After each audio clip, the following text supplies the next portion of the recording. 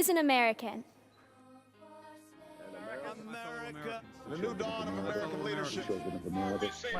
America's security. And America. And are we doing a good enough job teaching our children what America is and what she represents in the long history of the world? We hold these truths to be self-evident, that all men are created equal, that they are endowed by their Creator with certain unalienable rights, that among these are life, liberty, and the pursuit of happiness. On July 4th, 1776, the Declaration of Independence was signed and gave birth to the United States of America. The foundations of our nation, this revolutionary document stressed the ideas of democracy, freedom, and equality. But what do we think it means to be an American?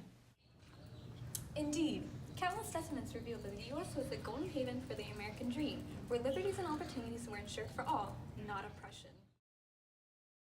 In America, powerful figures such as Abraham Lincoln and Andrew Jackson, who were born relatively poor, rose up and became presidents. In America, immigrants such as Vietnamese Americans, after the horrible aftermath of the Vietnam War, can achieve freedoms and opportunities once denied to them, their qualities of lives increasing astronomically. However, F. Scott Fitzgerald's The Great Gatsby proposes a different reality.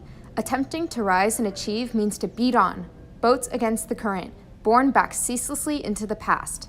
As hard as they may try to attain higher status, the poor, such as the character Wilson, are fated to remain in their current station. Thus, the American dream is more of an illusion rather than a reality due to the lack of total equality and freedom in the U.S.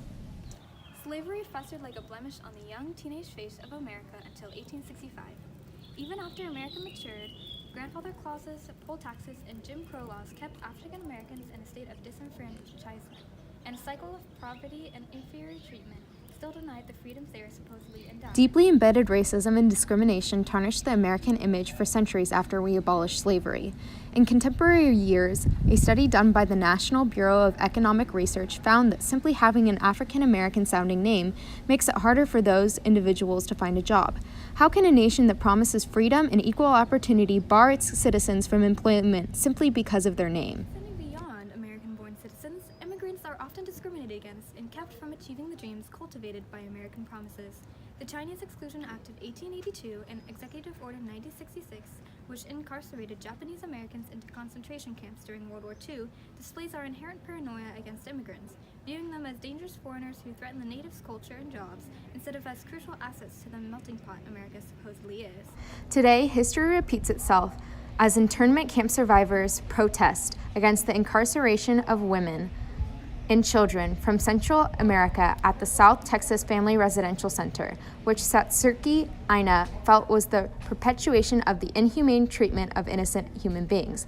Instead of a melting pot that promised equality and freedom, the U.S. has instead given rise to a more singular culture lacking complete liberties and equality. While aspiring for the idealistic standard that the U.S. is the greatest, most free and equal nation, we have, in turn, feared change out of arrogance of our supposed superiority, ironically rejecting the diversity, whether in gender, skin color, or race, that makes us great and rendering it invasive, and in doing so, denying full equality and liberties. Paradoxically, America advertises the American dream while breeding conditions where a dream is achieved not because of the U.S., but in spite of its injustices. What does it mean to be an American then? In the past and continuing into the present, paradoxical disillusionment.